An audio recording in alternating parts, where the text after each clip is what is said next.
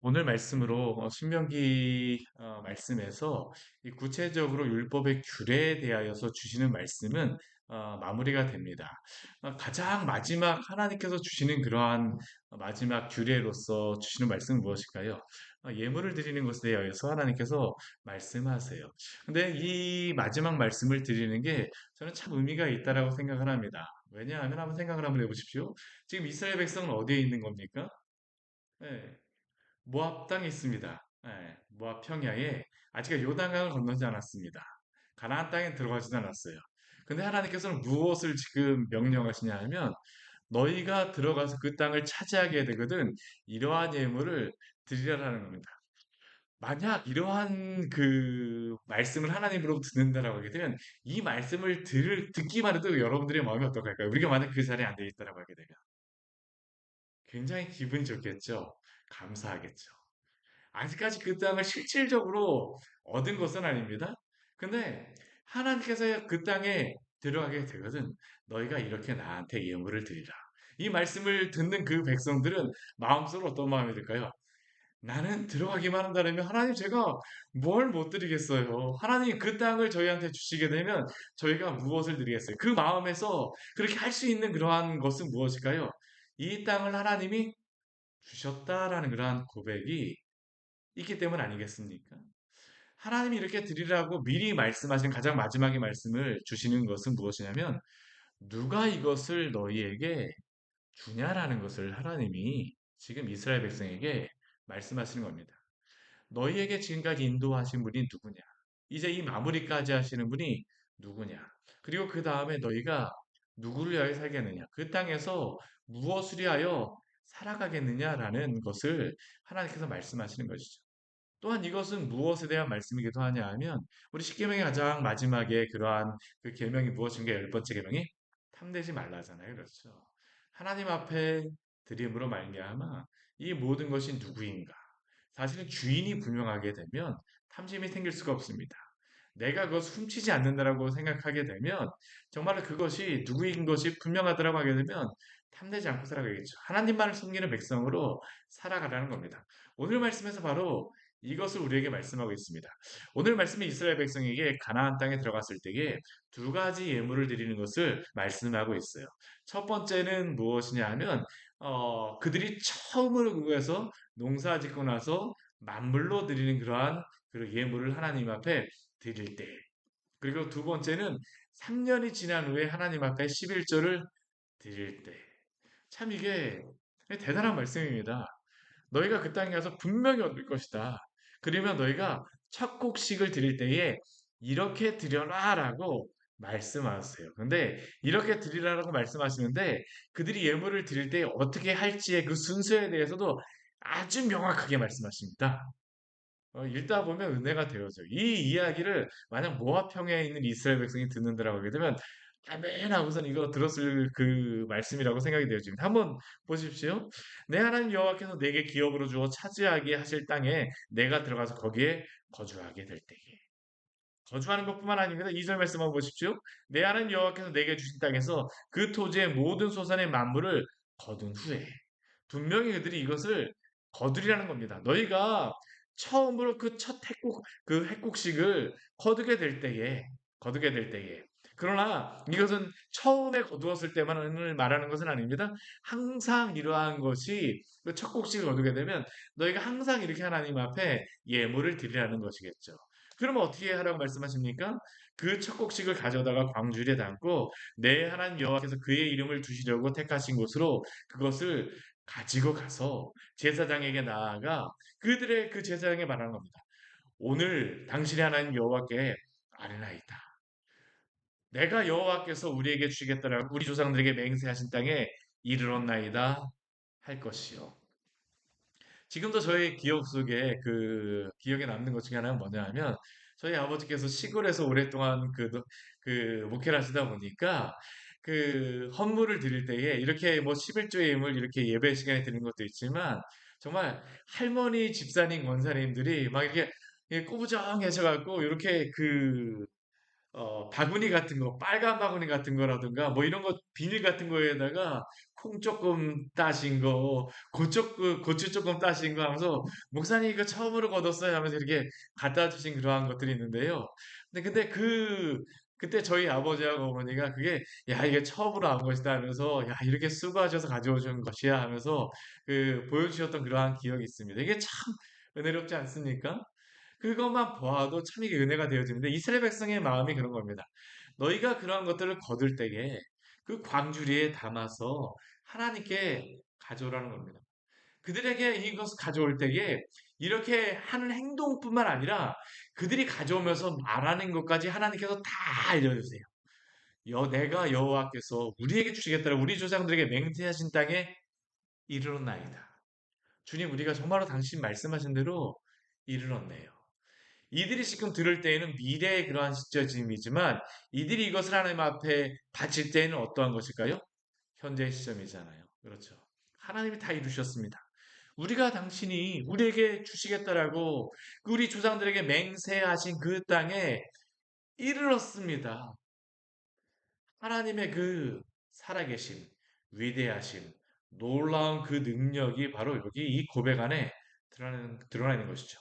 하나님은 정말로 살아계신 분이군요. 당신이 이렇게 하시는 분 아닙니까? 그러면 제사장은 그 손에서 그 광제를 받아서 내 하나님 여호와의 제단 앞에 놓을 것이며 내 하나님입니다. 내 하나님, 뭐 제사장의 하나님이 아니라 내 하나님, 내 하나님. 이 모든 것을 주신 분이 누구입니까? 하나님이십니다. 하나님. 그리고 그들의 고백이 무엇일까요? 우리가 그들에게 그 하나님께서 말씀하시기를 내 조상은 방랑하는 아람 사람으로 애굽에 내려가서 거기에 소수로 거류하는 사람이었습니다. 거기에서 크고 번성한 민족이 되었는데 여기에 방랑하는 아람 사람 이 사람은 누구일까요? 야곱을 의미하는 것입니다. 야곱 같은 경우에는 그 일생이 무엇입니까? 그 자신의 형을 에서를 피하여서 저기 바다나람까지 가잖아요. 그렇죠? 아람 땅에 갔던 겁니다. 아람 땅에서 한참 고생하다가 나중에 내려오죠. 그래갖고 그 아버지의 집에 그 있는 부엘셰바 있는 그곳에 가서 머물고 또한 그 헤브론에 가서 머물렀습니다. 이게 바로 이 야곱이 이쪽에 내려왔던 것이죠. 그런데 어떤 일이 벌어집니까? 가뭄이 들고 농사를 지을 수 없을 때 그의 아들 그 요셉이 애굽으로 종으로 팔려갔다가 그 가운데에서 그를 하나님께서 총리로 삼으시고 그의 모든 가족이 애굽으로 내려가게 됐습니다. 비록 그 요셉은 종이 되어진 것처럼 보이지만 그 애굽에서 하나님이 어떤 일을 벌이셨습니까? 크고 강하고 번성한 민족으로 하나님께서 삼으셨습니다. 때때로 우리 인생 가운데에 고난과 환란이 있을 수 있지만 하나님이 사랑하시는 그 백성은 그 고난과 환란 가운데에서도 크고 강하고 번성한 민족으로 주님께서 삼으시고 번성하게 하실 줄 믿으시기 바랍니다. 이게 바로 이스라엘 백성 가운데 있었던 일이죠. 그들이 고백하는 것입니다. 우리가 방랑하는 민족이었는데 또 번성하는 민족을 하나님께서 만들어 주셨습니다. 근데 그 애굽에서 어떤 일이 있었습니까? 그 애굽 사람들이 학대하며 괴롭히며 중도정을 시켰지만 그들이 하나님 앞에 그 가운데에서 부르짖을 때에 여호와께서 그들의 음성, 우리의 음성을 들으시고 우리의 고통과 신고와 압제를 보시고 그들이 부르짖을 때에 하나님께서는 들으셨습니다. 그리고 또한 그 모든 압제를 보셨습니다. 하나님은 이러한 하나님임을 믿으십시오.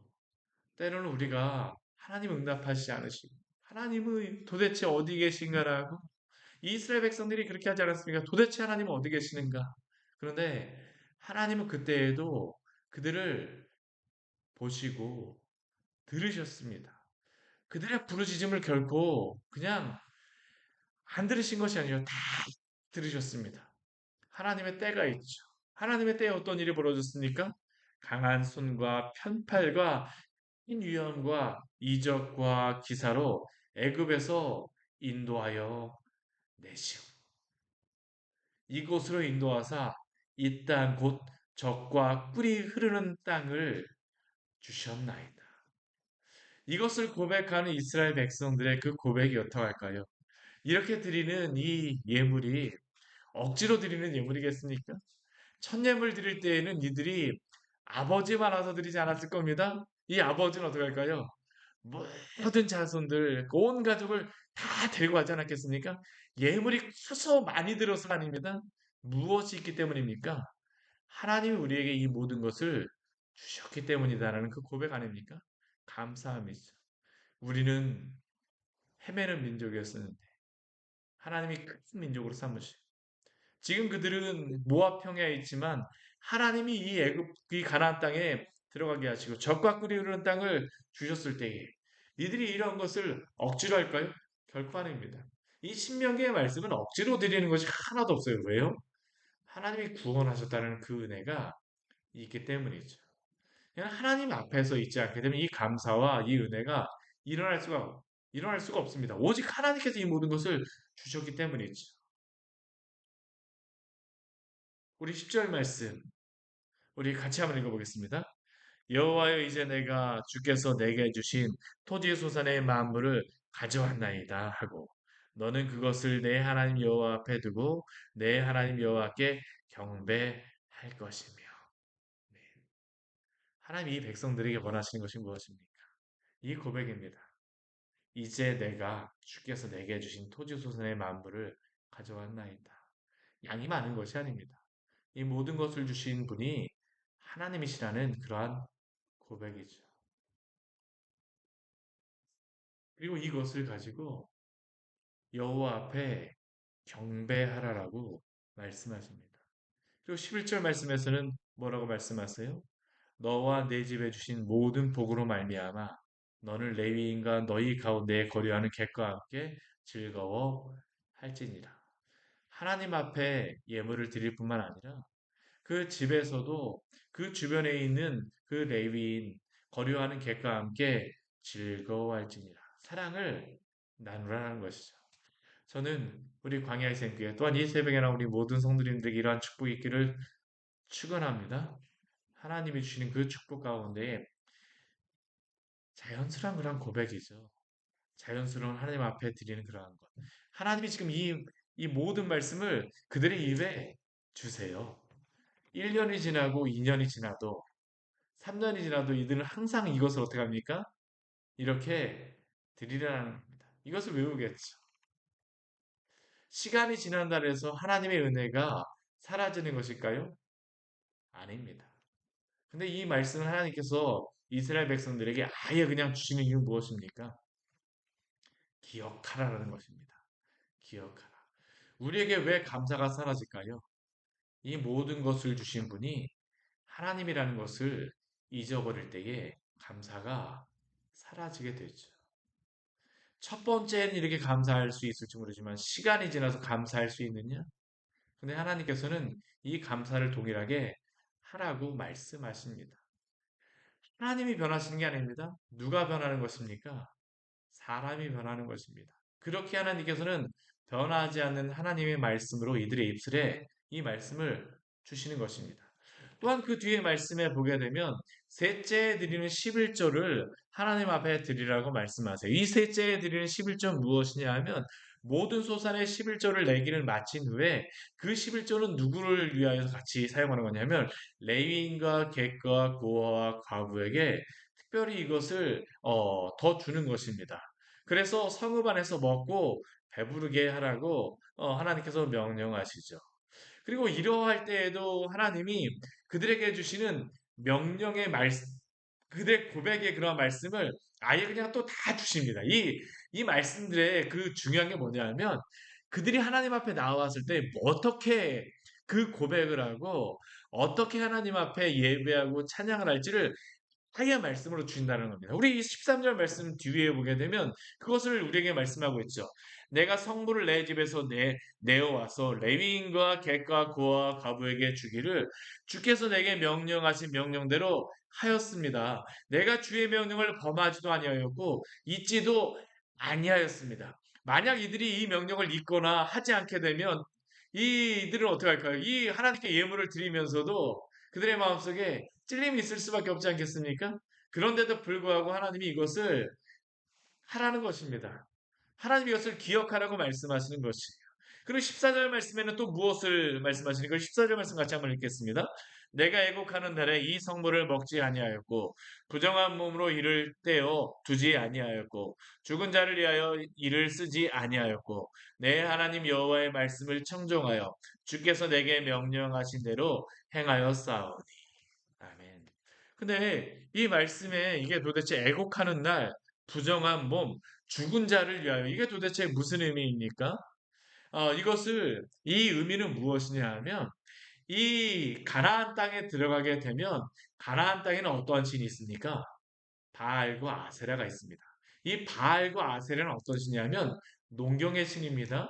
이 농경의 신 바알은 어떠한 축제가 있냐 하면 봄이 되거나 그럴 때는 살아나는 그러한 축제를 벌이지만 그 가을이 되면 어떠한 축제를 벌이냐면 바알이 죽는 축제를 벌입니다. 왜냐하면 그들이 농사가 끝날 때에는 비가 그치는 그 농사가 끝날 때에는 바알이 그들은 죽는다라고 그렇게 생각을 했었거든요. 이 추수를 할 때에 이게 봄철이죠 오히려 이들에게는. 근데 그 이 추수가 끝나게 되면 이 바알이 죽는다라고 생각하는 겁니다. 그러니까 그 죽는 그러한 그 추수를 거두고 나서 바알은 죽고 나서 그 이들이 무엇을 하냐면 그럼에도 불구하고 이것을 바알이 죽었다라고 생각해갖고 그 바알에게 이 축제를 하는 겁니다. 결국 이것은 무엇과 연관된 거냐 하면 이스라엘 백성들이 하나님이 그 땅을 주시고 이 곡식을 주셨음에도 불구하고 누구에게 이 예물을 드리는 일들이 벌어지지 않게 하라고 하나님이 말씀하신 걸까요? 바알에게, 아세라에게 우상숭배의 일을 행하지 말라라는 겁니다. 그것을 누가 주셨기 때문입니까? 하나님이 주셨기 때문이죠. 이스라엘 백성의 가장 큰 나중에 문제가 무엇입니까? 하나님이 그 모든 것을 주셨음에도 불구하고 그들은 그것을 하나님이 주신 것이 아니라 바알이 준 것처럼 바알이 줄 것처럼 그들이 우상 숭배를 하고 있는 겁니다. 한 손에는 하나님을 섬기지만 또 다른 손에는 무엇을 붙잡고 있습니까? 바알의 신상, 아세라의 신상을 붙잡았던 것이 바로 이들의 문제 아니었습니까? 근데 하나님께서는 그것을 행하지 말라는 것입니다. 이것이 누가 주는 거냐라는 것이죠.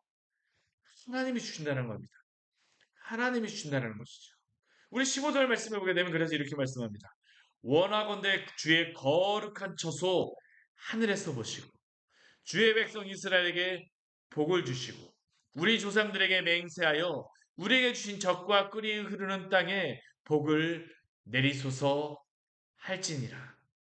사랑하는 성도 여러분, 날마다 이러한 감사와 또한 고백이 우리 안에 있기를 원합니다. 우리의 삶을 인도하시는 분은 하나님이십니다. 하나님께서 우리의 삶을 인도하실 것입니다. 이들이 이러한 그 예물을 드리라고 하나님이 명령하시는 이유는 무엇이겠습니까? 누가 이것을 주는가라는 것을 그들에게 지속적으로 기억하라고 말씀하시는 것입니다. 누구에게 이것을 감사해야 될 것인가라는 것을 그들에게 지속적으로 말씀하시는 것입니다. 그러면 그들은 어떻게 될까요? 하나님이 이 모든 것을 주셨고 감사할 분이 하나님이라고 하게 되면 그들에게는 하나님의 말씀에 따라서 순종해야 되겠죠. 탐내지 말라. 이 모든 것을 하나님 앞에 드림으로 말미암아 이것을 주신 분이 누구인가를 기억하라는 겁니다. 예물 자체가 중요한 것이 아니라 누가 그들의 참된 하나님인가라는 것을 그들에게 기억하라고 말씀하시는 것이죠. 그리고 순종하라고 말씀하시는 것입니다. 그리고 그것을 나누라고 말씀하세요. 결국 이 율법의 말씀들을 우리가 잘 보게 되면 무엇을 말씀하고 있냐면 하나님 사랑과 이웃 사랑을 마지막까지도 말씀하고 계시는 것이죠. 이 모든 것을 통해서 하나님께서 그것을 말씀하여 주신 것입니다. 그리고 이 모든 규례에 대한 말씀을 하신 이후에 우리 그 16절에서부터 19절까지의 말씀에서 이렇게 당부의 말씀을 하십니다. 무엇이라고 당부하십니까? 오늘 내 하나님 여호와께서 이 규례와 법도를 행하라고 내게 명령하시나니 그런즉 너는 마음을 다하고 뜻을 다하여 지켜 행하라. 이것은 신명기를 시작하면서도 주셨던 그러한 말씀이었죠. 이 신명기 4장 우리 그 말씀에서 마음을 다하고 뜻을 다하여 주 너의 하나님을 사랑하라. 그 말씀을 6장 말씀에서 이거 주시는 말씀 아닙니까? 이 규례를 시작하시면서 주셨던 그 말씀을 다시 한번 그들에게 말씀하시는 겁니다. 시작과 끝이 동일하죠. 어디 끝뿐입니까? 우리 17절 말씀을 같이 한번 읽겠습니다. 내가 오늘 여호와를 내 하나님으로 인정하고 또 그들을 행하고 그의 규례와 명령과 법도를 지키며 그의 소리를 들으라. 하나님께서는 그들의 모든 소리를 들으십니다. 이제 그들에게 필요한 것은 무엇입니까? 그들이 하나님을 인정해야 되겠죠. 하나님은 하나님은 그들을 하나님의 백성으로 인정하셨습니다. 그래서 그 땅을 주셨습니다. 그들에게 이제 필요한 것은 무엇일까요? 여호와를 내 하나님으로 인정하고 많은 신 중에 하나로서 인정하는 게 아닙니다. 오직 하나님만이 유일한 하나님이심을 그들이 고백하며 또한 고백하고 믿기에 인정하기에 하나님이 주신 그 모든 명령에 따라서 순종하고 지키며 들으라라고 말씀하십니다. 순종은 무엇에 대한 고백일까요? 하나님이 나의 하나님이심을 고백하는 것이 바로 순종입니다. 하나님이 왜 율법을 지키라고 말씀하실까요? 이스라엘 백성들에게. 그것은 바로 하나님이 하나님 되신다라는 것에 대한 고백이 바로 순종으로 나타나는 겁니다. 우리가 하나님의 율법을 지키는 것은 우리가 스스로 지킬 수가 없어요, 사실은요. 우리가 거듭나서 하나님의 그 백성이 되지 않게 되면 이 명령을 지킬 수가 없습니다. 근데 우리가 무엇을 행함으로 구원받는 것은 아니지만 구원받게 되면 하나님께서 우리에게 요구하시는 것이 무엇입니까? 그 말씀을 순종하고 지키라고 말씀하세요. 왜요? 하나님의 백성이 되었기 때문입니다. 구약이나 신약이나 동일합니다. 그들이 하나님의 백성이 되었기 때문에 순종함으로 하나님을 인정하는 것입니다. 이것을 통해서 하나님께서 무엇을 나타내고자 하실까요? 우리 18절, 19절 말씀 같이 한번 읽겠습니다. 여호와께서도 내게 명령하신 말씀대로 오늘 너를 그의 보배로운 백성이 되게 하시고 그의 모든 명령을 지키라 하거나 하셨느니라. 그런즉 여호와께서 너를 그 지으신 모든 민족 위에 뛰어나게 하사 찬송과 명예와 영광을 삼으시고 그가 말씀하신 대로 너를 내 하나님 여호와의 성민이 되게 하시리라. 아멘. 우리 이 말씀, 우리 비슷한 말씀 보지 않았습니까? 어디에서 보았습니까?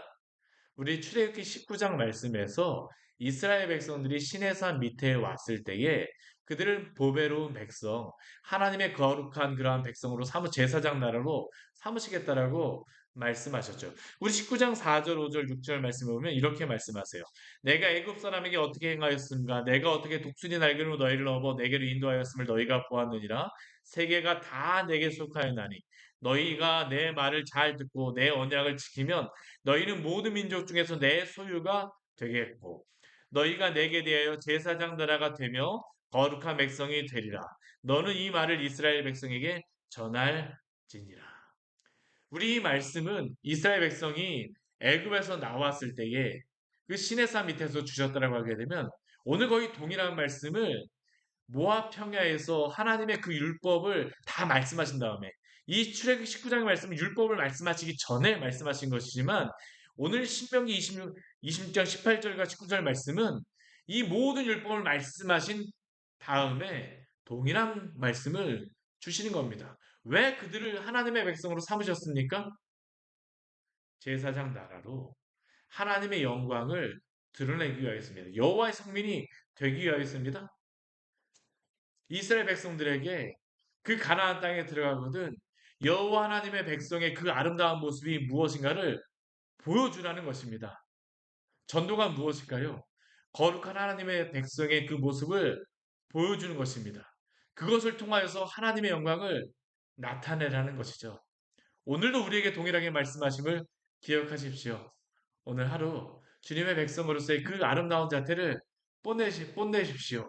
이 영광을 드러내기 위하여서 오늘 우리를 택하셨습니다.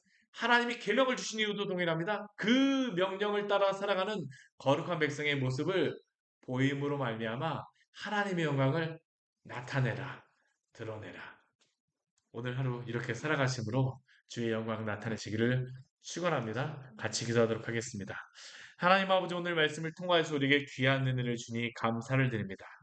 이스라엘 백성들에게 어떻게 하나님 아버지 그 이스라엘 백성에게 그 땅을 주셨고 어떻게 구원하셨는지 또한 그들에게 하나님 아버지 모압 평야이지만 가나안 땅에 들어가게 되거든 어떻게 하나님을 예배하며 또한 하나님을 섬길지를 말씀하십니다.